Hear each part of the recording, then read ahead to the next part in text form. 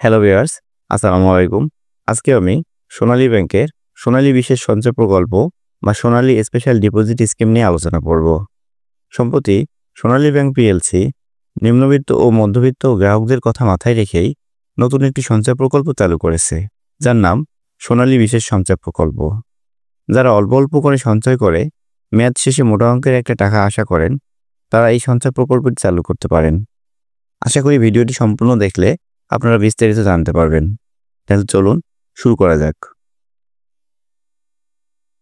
সোনালী বিশেষ সঞ্চয় প্রকল্পের মেয়াদ সাধারণত 3 বছর হয়ে থাকে। এর মাসিক কিস্তির পরিমাণ 1000 টাকা কিংবা এর গুণিতক, যেমন 2000, 3000, 4000, 10,000 বা এর বেশিও হতে পারে। মুনাফার হার সাধারণত 8.50%। এটা সাধারণত সরল সুদে প্রদান করা হয়। প্রতিটি হিসেবে বছরের শেষ কর্মদিবসে মুনাফা প্রদান করা হয়। কিস্তি প্রদানের তারিখ: প্রতি মাসে যে কোনো তারিখেই আপনি কিস্তি জমা দিতে পারবেন। সাধারণত নগদে, চেকে বা সোনালী ই-ওয়ালেটের মাধ্যমেও আপনি কিস্তি পরিশোধ করতে পারবেন। এখন আমরা জানব হিসাব খোলার নিয়মাবলী ও সাধারণ কিছু শর্ত। প্রথমত, 18 বা তদূর্ধ্ব বয়সের বাংলাদেশি নাগরিক হতে হবে। 2 কপি পাসপোর্ট সাইজের সত্যায়িত ছবি লাগবে। নাবালক, যৌথ বা প্রতিষ্ঠানের নামে এই হিসাব খোলা যাবে না। সাধারণত কোনো ব্যক্তি এই হিসাব খুলতে পারবেন। একটি সেটেলমেন্ট অ্যাকাউন্ট থাকতে হবে। যদি অ্যাকাউন্ট না থাকে, তাহলে নতুন করে একটা অ্যাকাউন্ট খুলতে হবে। 6 মাসের বেশি কিস্তি জমা না দিলে বা হিসাবধারীর মৃত্যু হলে হিসাবটি বন্ধ হয়ে যাবে। একজন ব্যক্তির একাধিক হিসাব খোলা যাবে, তবে কিস্তির পরিমাণ ভিন্ন হতে হবে। হিসাবধারীর মৃত্যুর পর নমিনি কিস্তির টাকা জমা দিয়ে চালিয়ে যেতে পারবেন না। এক শাখা থেকে অন্য শাখা এই হিসাবটি স্থানান্তর করা যাবে, কিন্তু সামান্য কিছু ব্যয় বহন করতে হবে। নমিনি বাধ্যতামূলক, তবে 1 থেকে 4 জনের মধ্যেই হতে হবে। 4 জনের বেশি নমিনি রাখা যাবে না। এখন আমরা জানব মেয়াদ পূর্তিতে এককালীন কত টাকা পাবে।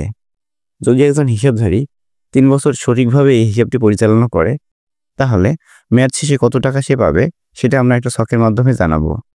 যদি একজন হিসাবধারী প্রতি মাসে 1000 টাকা করে রাখে, তাহলে 3 বছরে তাকে 36টি কিস্তি জমা দিতে হবে এবং টাকার পরিমাণ হবে 36,000।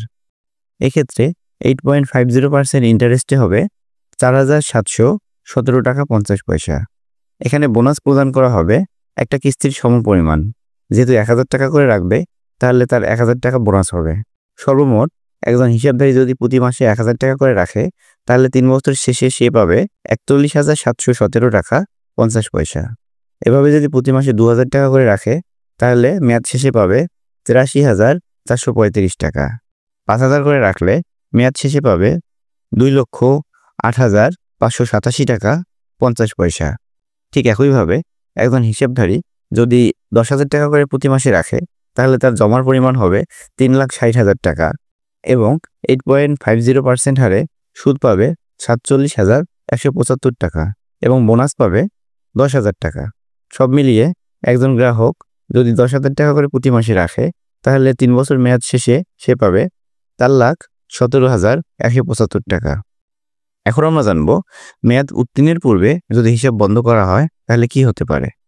6 মাসের কমে হিসাব যদি বন্ধ করা হয়, তাহলে শুধুমাত্র মূলধন ফেরত পাবে, কোনো সুদ পাবে না। 6 মাস থেকে 1 বছরের মধ্যে কেউ যদি হিসাবটি বন্ধ করে দেয়, তাহলে সাধারণত 4% হারে সরল সুদে মুনাফা পাবে।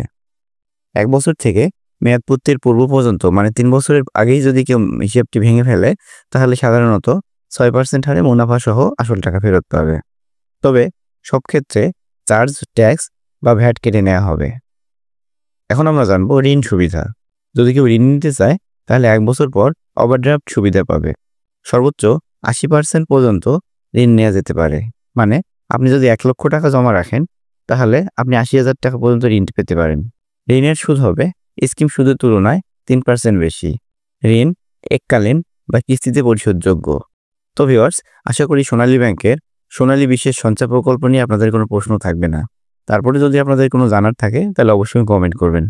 লাইক, কমেন্ট এবং সাবস্ক্রাইব করে আমার চ্যানেলটির পাশে থাকবেন। ধন্যবাদ।